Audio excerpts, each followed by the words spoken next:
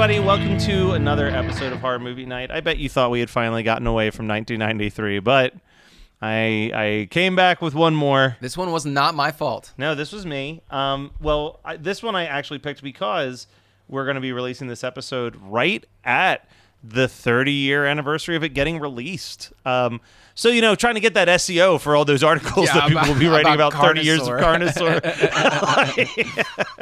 But I cannot believe this does not have a better release. To be honest with you, I'm shocked. I'm shocked. There are. I thought I knew Carnosaur because I watched Carnosaur 2. Yeah. But I didn't know Carnosaur, man. What a choice. So something that I discovered while researching this was that there's two they very graciously called them spin-off sequels. Raptor and something else that is essentially Eden Project or something like that. The Eden Project, which essentially that's got Jeff Fahey in it. Yeah, both of those movies were basically, hey, we have all that footage that we shot for Carnosaur. What if we just used it all over again with a new plot? And Wynorski, that's some real Corman shit. Yeah, well, yeah. But Wynorski did Raptor. I think he also do the Eden Project. He may have. They were also spaced out by like 7 years. So this was like a well that they just kept coming back to let's just reuse that Carnosaur money. It feels like tax evasion, Yes, it really does. So Carnosaur is... I don't think it's called the Eden Project. We've already talked about the best Carnosaur movie around here. Carnosaur We've 2. done Carnosaur 2. And Carnosaur 2 is a delight. It was pretty fun. But Carnosaur 1, it's like half a good movie and half plot. Yeah. And the plot is a very bad movie. It's kind of like anytime that these shitty puppet dinosaurs are on screen, I am not fucking shitty, delighted. Dude. Those are so much fun. I had an absolute blast for about 22 minutes. 22 minutes of the hour and 24-minute movie was, but with dude, backwards credits. I'm not sure if you noticed that at the end of this movie. But the credits rolled in reverse, and there was no real reason for it. I think that was like they fucked backwards up, and they didn't have time to fix it. Because the whole point of this was that Corman wanted it to be released the same day as Jurassic Park. And it would have been a real head-to-head, I'm sure. Well, he wanted to capitalize on Jurassic Park. I mean, he knew that it was schlock, but what actually happened was that it predates Jurassic Park by a month or two. Because it hit. I actually have a note about what it started out. It played a film festival, or not a film festival. It played a festival. Hold on one second. It was because this is while you're looking that up. This is like an early mockbuster. Like this is like before we really started to throw that phrase around. This is pre-Asylum, clearly prehistoric Asylum. It was originally scheduled to open on June 11th, 1993, the same day as Jurassic Park. A week later, the same magazine announced that Corman was expected to premiere the film on May 13th at the Wiltshire Theater in Ogden, Utah, to coincide with the city's new George S. Eckley's Dinosaur Park. And that is just so charmingly stupid. Yeah. Because that is do you remember dinosaur dumb parks coming about like the 80s and early 90s were so... Well, it's so Did funny. you hear about the author of this book? So this is based on a book. And he was like told... We had it at Horror Finds once. It was great. Yeah. He was given information like, hey, man, you got to write some dinosaur fiction because I've got it on good word that dinosaur fiction is going to be popping off. And like, theoretically, whatever word that dude had was accurate like 10 years after this poor dude sat down and wrote Carnosaur. Well, and there's inklings of like what would later become... real weird dinosaur fiction in this movie. Oh my god, yeah. And with the whole impregnation? Plot point that I hated that. And that's what I mean. The plot of this movie... The plot of this movie hurts the charm of this movie so much. Because if this was just, hey... You're already at a giant canyon. You can't just do like, we found some prehistoric dinosaurs in this canyon, and they're wreaking havoc. I like the egg Dinosaur part of it, Road. Dinosaur Road. I kind of did too. It just happened to take this weird trauma-esque very tone. trauma. Like it felt very Even trauma. the gore when we seemed kind of trauma. Yes, and the music, like that first musical, that first music cue, whether it's opening credits, it's a certain style of '90s almost muzak that is so common in these like super low budget movies. Well, it's because it's it took them $10 to make. Yes, Casio keyboard exactly. where And they just had yes. the accompaniment and they just riffed Yes, over it. and they just did that. Yes, Well, that's they exactly also what it is. It do- all sounds the same. So, like, the first half of this movie, they're still doing the, like, ooh, is it a dinosaur? We can't fully show you. So you've got, like, teenagers fighting a hand puppet of a baby raptor Best part in of the their movie. van. Best part of the Yeah, movie. the blood looked like poop. Yeah, it but really it was did. a good part. Yeah, it was. But, like, you get that scene. But then, like, from that point on, they're like, oh, no. Now it's time for us to really show the dinosaurs in this movie. And it does this weird thing where it'll be like, you can tell that they're using every usable second of the footage But that they they got. weren't. There was so much left over that's how they made the other movies. Yeah. It Well, is so here's weird. And they had here's the same example. props. So, like, but what I mean is, like, they'll not show kidding. this footage of, like, a dinosaur eating a leg that just, like, Dude, cuts, like, so good. out of fucking Oh my nowhere. God. Like, really good. Really, like it's really like good. it's like a blink if you miss it scene. And I'm gonna throw things to Weird Al for a quick second, but we talked about this on a recent episode of Weird Algorithm when we were discussing the music video for Fat. That, like, there's a scene where his face puffs out as he's getting large, and I forget who it was that was doing the special effects, but it was like someone legit doing the special effects. Like, it was like a Stan Winston or something. And they were having so much trouble with it that what they landed on was that they just told Al, we're going to film your face, make whatever faces you want, and we're just going to film until the second that the latex rips entirely. yeah. And then they just cut like a millisecond before the latex gives in the mask. And that's what it feels like. They're like, this is as much as we were able to get this dinosaur animatronic to do until the exact second it broke down. So it's just going to cut real awkwardly. In all these This I is don't know, kind of man. why I want to see a 4K version of like a 4K scan of Carnosaur. Yeah. Like somebody needs to get in Corman's ear and let Vinegar Syndrome just put this out, because Yeah. Well, I need to see apparently- this in all its glory. according to like I read, there is a shocking amount of factoids and information For about the real. making of Carnosaur. Yeah. Like to the point that I just started skimming and not writing things down. Yeah. I'm like, there's too much. There's too much here. But like they had puppets, they had people in rubber suits, and then they did have like a 16 foot tall. animatronic dinosaur, but apparently that animatronic dinosaur, very much like the shark in Jaws, did not Didn't behave the way they hoped Yeah. for. So they had to, like, any scene where you're like, hey, that looks like an animatronic robot dinosaur, that's probably the only footage they were able to get with that thing that was usable. Yeah. Like, Yeah. Well, yeah. Scott, I just noticed you drinking something over there, and it gave me a little flashback to maybe the beginning of this movie. Is that something that you have? Oh, different. Oh, what do you got? Oh, you talking about the can of Coca-Cola with the yeah. that's very in the war room, obviously- everybody's drinking a can of Coke. But no, what I'm actually drinking is called Book of Nomad from Graft Brewery. and and I've had that cider. Riesling Tangerine Peach Cider. It's got Yeah. Oh, I've little had a different dinos on it. But yes, It's got little Yeah. dinosaurs on it. look at them. Kraft makes some really crazy ciders. Yeah, That's a this Riesling it what tastes cider? good. It's a little dry, but I liked Yeah. it.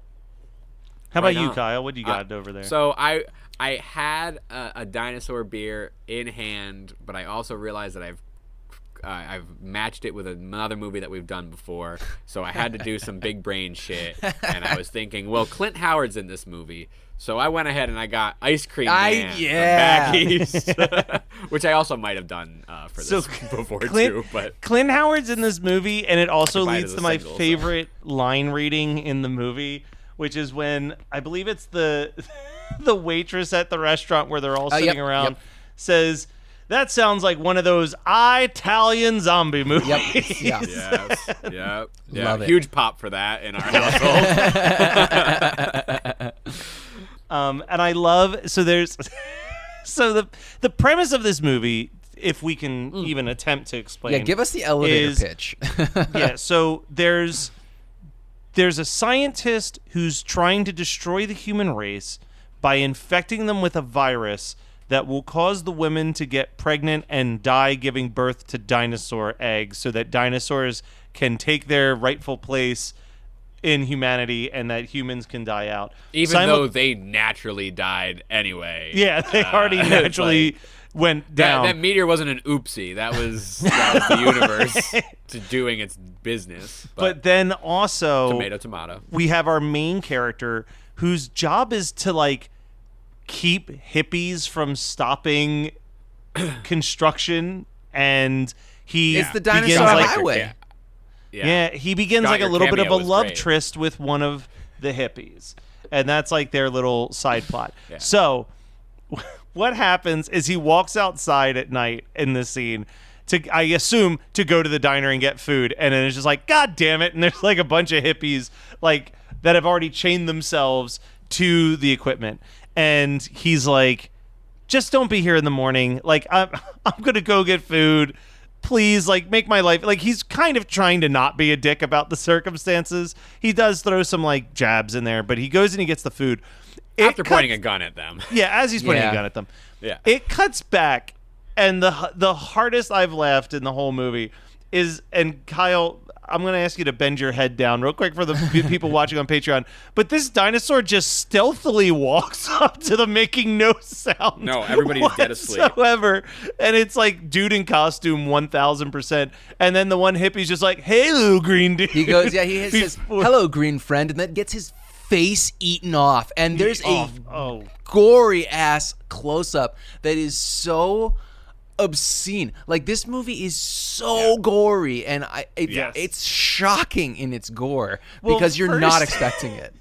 No. First, before he gets his face eaten off, it's just a dude's hand in a dinosaur glove that's just rubbing all over his face. So good. That is definitely the high point of this movie because he gets his face eaten off, and then the next woman who gets her leg ripped well, no, off. the best part is she kicks at it, and the dinosaur looks at it, and he like Tarantino's it. He's like, nom, nom, nom, nom. And then he grabs it, and he eats her entire fucking. He takes her leg off, and then he grabs it with his hand and kind of like eats it like a corn dog. Yeah. It is amazing. Yeah. Absolutely. There's a couple cuts back to him eating it too. Yeah, I just wish that he's munching. For a movie that's an hour and 20 minutes and some change, it feels so long. And like it's because of all of the exposition of the woman who's like, oh, I am going to repopulate the earth with dinosaurs by infecting everyone with this avian flu, and they get it from the eggs that they're eating. And then she successfully gives birth to his dinosaur and then dies. And Scott, I've got to stop you right there. I think it's doing a disservice to just refer to her as this woman. Who is it? Because she is in fact the mother of Laura Dern, who was in Jurassic Diane Ladd. What? yeah. Which like I was going to say, she's does she hate her daughter? I'm such a Laura Dern stan. You are. I fucking did I ever tell? I must have said we this know before, all about you and your Laura Dern and me thing. Walking by Laura Dern at the Hollywood Film Awards and just swooning. Yep. I was, you definitely Brian Kelly'd it. Yeah, I did. But I wrote down, I was like, she's a fucking pretty good mad scientist. Like, I mean, she was given all these lines and like all this exposition that like didn't make a lot of sense, but I loved her demeanor of just being like, this is what I'm supposed to be doing. And like, it's very matter of fact. Yeah. Like, and I love that she said her mentor was Dr. Moreau, and I was like, that's great. Yeah. That's a good line. She's a really good actress. She's a great actress. Someone I'll put in the bad actor category though is one of the first times we see her is when she's tricking a grieving father to be eaten by a T-Rex. And his performance is atrocious. Real bad. Real bad. Oh, you know who I was bummed got killed? Our sheriff deputy. Like when he got got in front of the pet store. Yeah. I was actually bummed. Which is kind of crazy that these movies can still, even though it's so lame and so silly, I could still be like, oh man, like I actually also got me. appreciate the ballsiness of like it's a dark ending. Like Yeah. this Oh is like my a God. zombie So movie bleak. ending. Everyone This movie's dies. fucking bleak. Yeah. Fucking bleak. It's FYI, if you have totally not like watched this the movie, crazies everyone in. dies. Yeah. Like Yeah. it's and that's kind of why I was like, you know what? Let's do Carnosaur 1 because I think I had said in the past I wasn't sure Yeah, if we you would didn't do wanna it do because it. well, because Carnosaur 2 is I think the peak of the mountain, right? Like it just gets everything right. It's a bad cheap movie, but it's like we're going to steal all the best elements from Jurassic Park and Aliens and just like Yeah. chop suey it into like a fucking 80-minute shut your brain off and have Was fun Corman type movie. involved in 2 as well? I think Oh, so. he was involved in all 5. This was probably the most I've ever enjoyed watching Carnosaur, and I still didn't enjoy it that much, but I was like I was able to really appreciate the parts that are unique and good and fun, Yeah. but still being like, dude, where is like the 45-minute supercut version of this movie that just like gets moving and gets me because even like the Jeep kill is like a good 20 minutes into the movie, Yeah. and that's kind of the first point where I like perked up again. I was like, oh yeah, that's right, this movie is fun. Like- You know, and my thought about this movie is that I really enjoyed it, but I have no desire to watch the whole movie again. No, I would definitely no. watch the kills again. I would Yeah. I would absolutely show the kills in this movie to anybody. I am very tempted to grab Raptor because I'm like, wait, so you're telling me Raptor's just all the kills from the first 3 movies with a very thin plot? Sure. I'm truly shocked that you don't already own it. Yeah, I didn't know it existed until last night. The copy this was- will be in the mail. No. I want more about this movie because you're already saying like there's already a lot of like behind the scenes stills and footage. There's a lot of trivia. There's a lot of connections to like what this movie is. Like, give me the fucking. I mean, Vinegar Syndrome doesn't have to do it. I know. Dude, the drinking Scream game for Factory me saying just announced that they're take your putting out- shot, but Yeah. like Scream Factory can fucking put it out. Scream feels Factory more Scream just Factory to me. announced, dude. Scream Factory just announced back to back like a film that I was so excited about, followed by like a film that made every person be like, why? Because they announced Private Parts from the '70s, which is a wild movie. Like it is a wildly sleazy movie. And then they announced Creepshow 3 I thought it was an coming out April on Fool's Blu-ray. joke. I thought it was an April Fool's Wait, joke for sure. there's a Creepshow 3. And then I saw Damon comment. It was on a straight to DVD film in like 2012 that was horrendous and like Dude, I bought it because AJ Bowen was in it, and I was a big AJ Bowen stan for a minute. I guess I still am, but I bought it because it was a cheap DVD, and it is. You know, and we've seen anthology movies, especially independently, can be really bad, right? Oh, like, yes. That's kind of like that's a good entry point into filmmaking, and they can be very bad. Yeah. Creepshow 2 was the worst 3, anthology Creepshow film 3. I've ever seen. three. Excuse me. Yeah, Creepshow Yeah, 3 is let's the let's worst just I've ever seen. not confuse listeners on how bad. No, thank you Creepshow for clarifying. 2 is bad, but it Is- has the raft. So But it has the raft, and I like the hitchhiker. You know, Chief Woodenhead is whatever, but okay, we don't need to break it down. But- We don't talk about anthologies on this show. We don't talk about anthologies on the show. I will say that maybe it was because I was working at a video store when that came out, and I was like, well, there's no way this isn't going to be complete shit. And I went in with the lowest expectations and walked away being like, that was better than I had my expectations set for, but it's still trash. Like it's bad. And it was right around, it's in the exact same vein as, I think it's because I watched that and Snoop Dogg's Hood of Horror back to back. And I was like, you know what? I'll take Creepshow 3 over Hood of Horror, I think. Is that right? Yeah, Hood of Horror is pretty rough. It's no bones. no bones about it.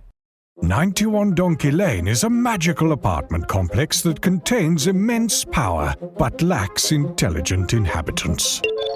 What is happening? I'm getting texts. Why are we getting a lot of texts? People found out what we did. Oh, dividing Mike Myers into an infinite amount of tiny Mike Myers?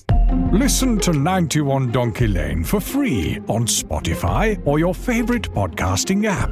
More at 91donkeylane.com. See you there, you donkeys. That is Carnosaur in an eggshell. In an eggshell. Very nice. And this is so timely because of how expensive eggs are. Yeah. Mhm. So You don't eat the eggs because then you might have to give birth to a dinosaur, ladies. yeah, and maybe guys too, because Maybe us things too. are a little bit different. That's what this in- movie needed. If I saw a man give birth to a dinosaur egg out of his ass, that would also put it into the trauma category. But like equal opportunity torture in this, Yeah, I'd be like, yeah. all right, fine. So Matt, what are you gonna double feature this with? Well, I mean, there's an obvious answer, but I think we're all going to avoid that obvious answer. And I'm going to go with a movie that I give shout outs to all the goddamn time. Tammy and the T-Rex. It's son of a bitch. Can we just all say it? That's because like this is a it's the hyper perfect double glory feature. movie with a dinosaur in it, with Yeah. a T-Rex in it. I mean, like, there's nothing else that you can double feature it with that would be better than that. No, not really. And it's actually it's a lot more lighthearted than fucking what Carnosaur's plot is. Can so you it's start good, with Carnosaur and end with Tammy, because That's what you'd have to do. You'd have to do. The only other thing that I could think of to Carnosaur put as a 2. double feature with Carnosaur, and it's very tiny. It's a tiny reference point. But the scene where the grieving father sees the T-Rex surrounded by all the lasers and whatnot kind of reminds me of the dream in Pee-wee's Big Adventure where he also sees the giant claymation T-Rex that's about to eat his bicycle. That's the only other thing I could think of for a double fucking feature. nerd. Oh my god. All right, well, this is the first time we've ever had a unanimous double feature. It just feels right. I Tammy and don't the have T-Rex. anything else. I had to search while we were recording because I like I couldn't think of one all day today. Like I wrote down uninvited only really because IMDb was like also suggested, and I was like, yeah, maybe. I mean, if would I watch wanted to that. have a bad time, I Yeah. would go with Poultrygeist because of the That was the the thing. I was killer like, I chicken can't kind do of that idea, to but anybody. As that would be a really, we did really hard time. Poultrygeist very recently for Weird Ass Movie Night, and like that movie does was not- better left off Bro. in my childhood. Yeah. Yes, yeah. I watched yeah, that I movie probably one caught- time as an adult, and I can't even watch anything. The only good thing about that movie is the Newfound Glory song. The Newfound Glory song. Yeah. I mean, it's God bless them. They're really trying on that one, but yeah, that is probably. I do like the title track, like the title song. Yeah, That's that's what it is. Newfound Glory. That's Newfound Glory. Yeah. It's That's Newfound Calamari Glory? Safari Under a fake name, under a Calamari yeah, Safari. Yeah. Well, Matt, why don't you tell us what do you want to talk about? What do you want to signal boost this week? I'm actually gonna. Usually, I make this as a joke, but I actually am going to signal boost a movie that is doing horrendous at the box office. By the time this comes out, it's probably already been pulled, and I thought that it was perfectly fine. Shazam! Fury of the Gods. If you liked the first Shazam movie, I did. then you'll like the second one. I figured as much. I don't get why people are like getting all up in arms about the movie. Well, Like, because Sinbad is over, dude. Nobody likes Sinbad as a hip hop genie anymore. yeah, dude, Shazam, like, it's fun. Does it have some inconsistency problems? Occasionally. Does it suck that, like, essentially The Rock tanked this movie? Like, the movie was written to be a Black Adam as the villain movie, and then The Rock was like, yeah, no, I don't do any movies that I'm not the main star of, sorry. Dumb So fuck. then they had to create new characters that had never existed in DC Comics before. But that was also to their be- fault because there's Yeah. They could there's have an figured it entire out. there's Well, a lot of stuff that they could have pulled. there's in. a lot of and stuff, they but- even but had when that you like watch little it- the genius worm at the end of the first one. Yeah. Well, he may I know show up again. I know, but at the same time, they but- could have easily they set him up. Yeah. Well, I think what I'm gonna say is the new characters that they created are so clearly like this is so clearly the script that they wrote for Shazam versus Black Adam. Yeah. And they were just like, all right, well, if Black Adam's not going to show up, let's just create other gods who are also pissed off Yeah. that this kid has powers and like still use a good chunk of the script. And it's fun. I mean, these movies are fun. Like that's that's only why DC I like movies them. that are cute and fun. That's exactly it. It's like, and I want more of this. And I'm like so bummed that like, I mean, I think James Gunn has already said like, no, we're still going to make the third Shazam movie that we've been setting up because like we had like Shazam is apparently one of the only people that's not going to get fucked over by Flashpoint, Good. I guess. But Can they fuck But it's like, you over need this. Ezra Miller too? Because they suck, and we could definitely get Yeah. Grant Gustin in from the DC or the CW DCEU or whatever. Yeah, I am confident that whatever they're doing with Flashpoint, this will be the last time we see Ezra Miller on the big screen just for do not a deserve- really, really long And they time. were Dude, not they're even- pulling out all the stops to get that movie through. It seems like with having Ezra Miller on, and I just part of me doesn't want to see the movie at all, and then another part of me is like, I'm curious to see, have they like edited this, because the people who've seen it have been raving about it, but I'm curious, did they edit this movie in a way Flash movie? where the Flash movie, wow. like the early screenings have been like it's really, really good. But like, I'm wondering, did they go through and really, similarly to the Drag Race season where they basically had to make sure Sherry Pie barely existed? Like, did they go through and be like, how little Flash can we possibly have in the Flash movie? Basically, if they just do if they do Batman, if they do Keaton's Batman, I'll watch that. You know, like I have no desire to watch Ezra Miller's Flash because it's a shitty version of a cool character, and we already have the better version of the character with Grant Gustin. Right. I'm also super fucking sick of Flashpoint. Flashpoint is like the Spider-Man origin story of the DCEU. It's even worse than Batman's parents getting killed. Like, I'm so fucking sick of Flashpoint. My favorite thing about Flashpoint is that it's a reoccurring joke on Geek History Lesson. Ashley fucking hates this storyline so much. She's like, it's one of the worst storylines. But whenever you're doing the Geek History Lesson on almost any DC character, you get to a Flashpoint in their story. So it's just been an ongoing joke where Jason will just be like, and Ashley will tell us what the plot to Flashpoint is, for those of you who don't know. And it's always just Barry Allen misses his mommy and fucks up everything. And it's like, yep, that's pretty much that entire comic's the plot line in a nutshell. Damn, that's some real Freudian shit. That's rough. Freud point. But yes, so to throw it back to what I was saying, Shazam, it's not as bad as people are making it out to be. It's a bummer that I saw it in a fully empty theater. Shazam, it's not as bad as people think it is. Exactly. Matt and Kyle, listeners, they are killing it with their taglines lately. Yeah. We're like a regular Tweedledum and Tweedledee up on this podcast. Yeah, it's pretty horrendous. And Scott, you're Alice just visiting our Wonderland. Well, at least I have a pretty And you're like, get me the fuck out, please. I've been reading, we have a little golden book of Alice in Wonderland Visits the White Rabbit. And there's a point this obviously happens in Alice in Wonderland, but the way that the golden book adapts it is basically like Alice goes to the Queen of Hearts, and Queen of Hearts is like, play croquet. She's like, no. She's like, off with her head. And Alice is like, I'm fucking done. Bye. And then like it's just like gone immediately. That's how I feel like this happens sometimes. Anyway, that was. What a weird segue. That was my. All right, so Scott, how about you dive in? What do you got to about promote? Yeah. Well, I just want to talk about that. Like mini doc I sent you guys, Gwar Beyond Hell. That's it's like a behind the scenes of a live show from 2007 that Gwar put on. Dave Brockie was still alive, and I mean, I saw Gwar live in 2002.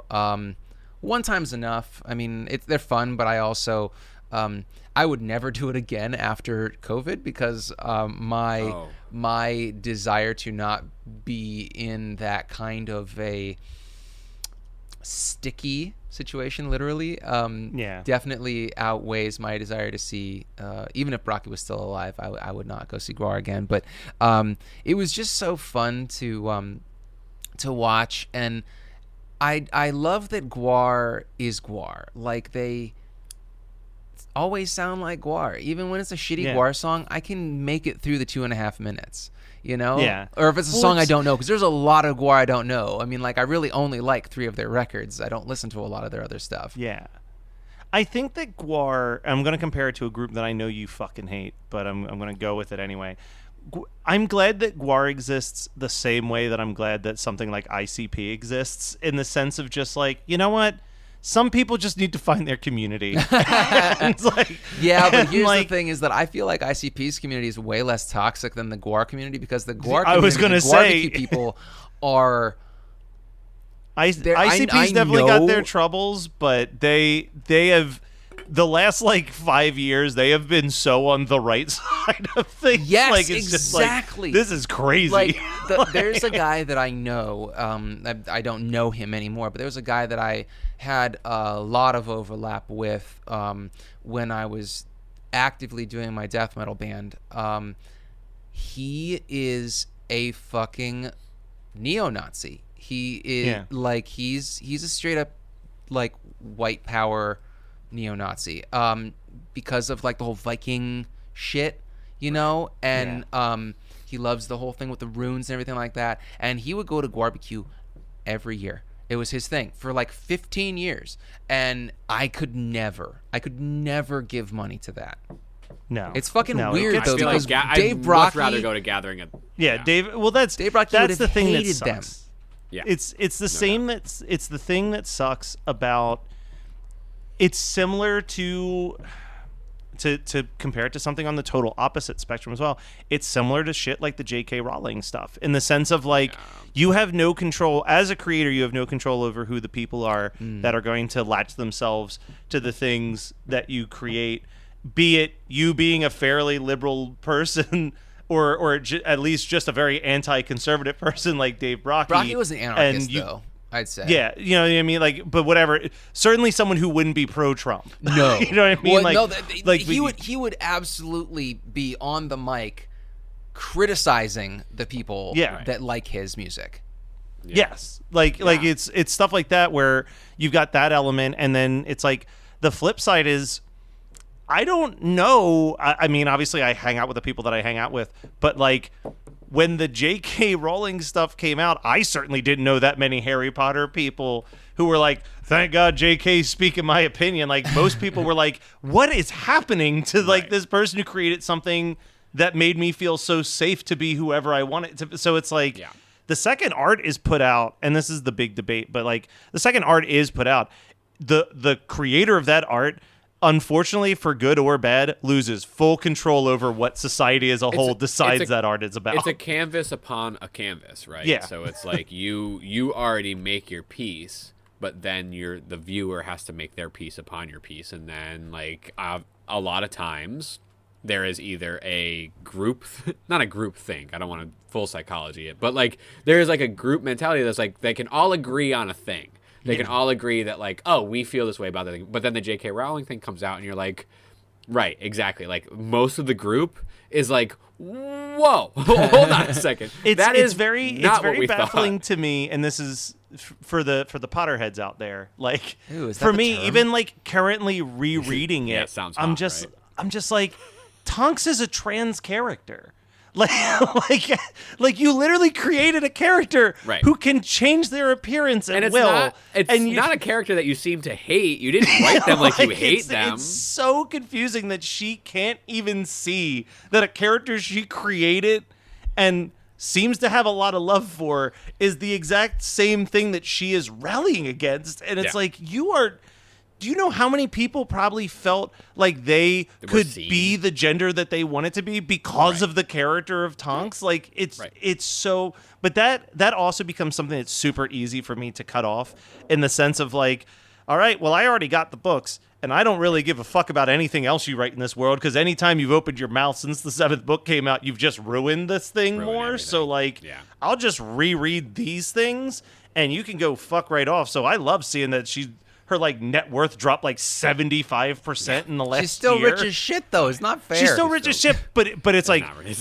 loving to see that there's a bunch of other people who are like, no, I'm good just reading these books that we bought before you revealed yourself to be a piece of shit, and we have no interest in playing the video games that you profit off of or like doing any of this other shit. Like, it is really interesting that like that, and then what you're bringing up about Gwar. And then ICP, and then just like the mentalities of fandom of that. I mean, Gwar's fandom, even though that like Brocky and a lot of that band would stand for a lot of things, they are also so outlandish that like it's kind of hard to pinpoint. ICP, I'd much rather go to Gathering of the Juggalos than Gwar. Well, because you might get to see Andrew WK. Let's go. Down right? the street from me. We'll go. Yeah. I don't even like ICP, but I will go. It would be fun for us. Maybe we could do a live podcast there.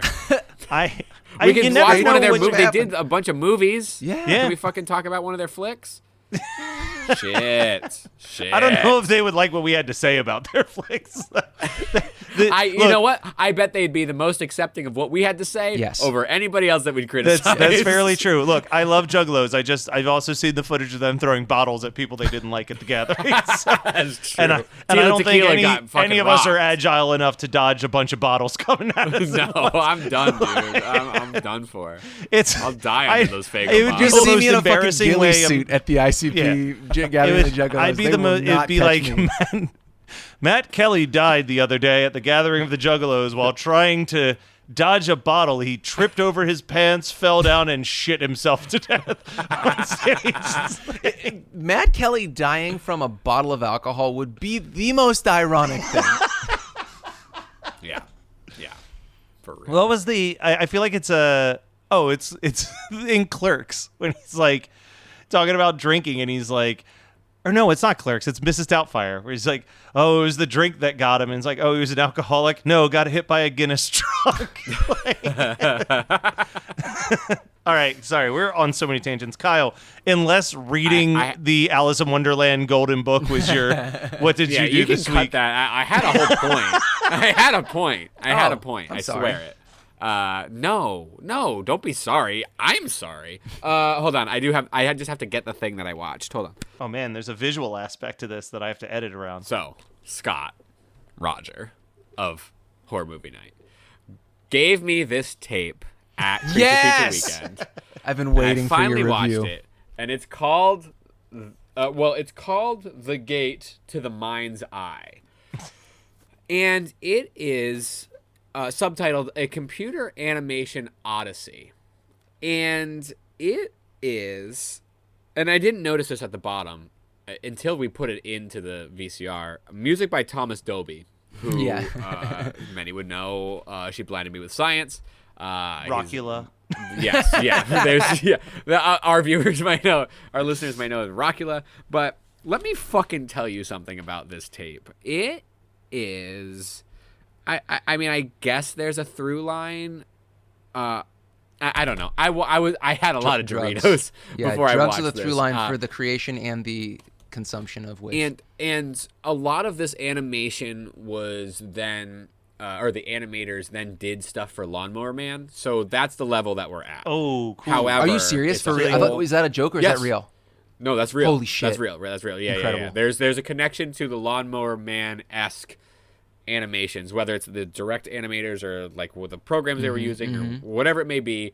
It's directly connected to the animation style that was used in Lawnmower Man. So, but it's all set to music, and there's like this sort of like abstract arc of like this is what music is like through the ages, that we end with this sort of like television pop music thing, but at the beginning it's the science fiction thing where we follow a character named Alloy who's watching the world basically implode, but he's trying to find all the art and the music that's still within the world, and there's regeneration of mankind in animation. Scott, it is the fucking craziest thing that I have seen in a long time, and I cannot and there's multiple installments of this series. I have to find more. So this, yes, I was. This is maybe the second or the third. I think it's the second. I was fascinated. It's only 50 minutes. I think it's all on YouTube. So if it's not, I will be. upload it myself. I will do it myself and hopefully not get clocked for it. But Carly and I had so much. My mouth was agape the whole time. I was fascinated by what was going on. And I wish I had more like, but it's so art video / like computer art, early computer art video. It's 1994, so like it's fascinating to do like a full, nearly feature experimental computer animated thing, all set to Thomas Dolby's music. It was I love crazy. I love it.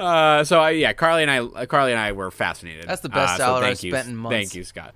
I thank you for gifting it to me. That might have been It it might have been 50 cents because it might have been half off that day at the thrift might have been store. half off at Goodwill. Fuck yeah, bro. I have more. Well, Every time I haven't watched the Madonna one yet, but I don't know if it'll top. No, there's no way to can top it, and I don't think that I will.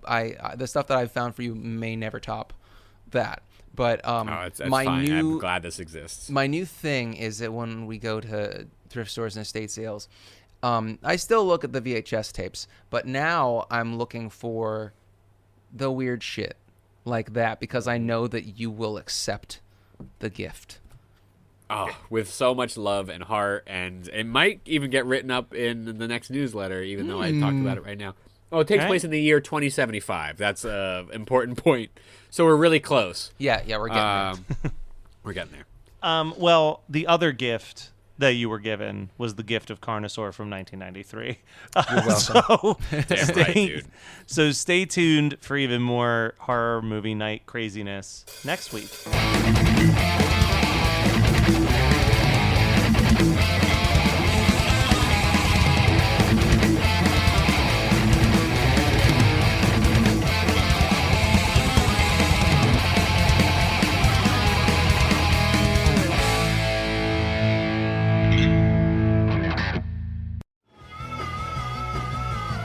You're listening to the Geekscape Network.